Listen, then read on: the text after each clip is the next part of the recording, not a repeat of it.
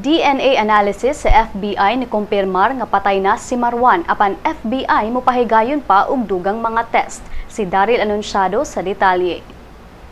Ang Federal Bureau of Investigation kon FBI sa Estados Unidos nibutyag nga base sa biological sample patay na si Malaysian terrorist Zulkifli bin Hir alias Marwan.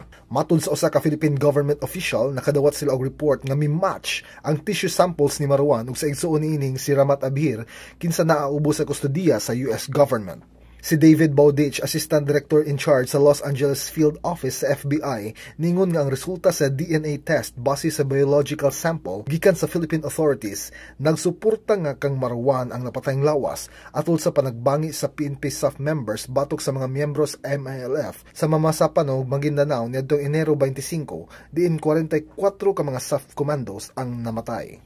Apan matud sa FBI, kinahanglan pa silang magpahigayon og dugang mga test ug analysis aron mailhan ang uban pang mga detalye. Si Marwan dunay patong sa ulo nga $5 million nga gipahamtang sa gobyerno sa Estados Unidos. Nalakip sab siya sa listahan sa FBI Most Wanted Terrorist ug kauban sa mga nahibiling militante sa Al-Qaeda-inspired extremist kinsa naka-survive sa anti-terror crackdown sa Asia human sa pagpangatake sa Estados Unidos niadtong September 11, 2001. Kini si Daryl Anunciado alang sa Sunstar, Pilipinas.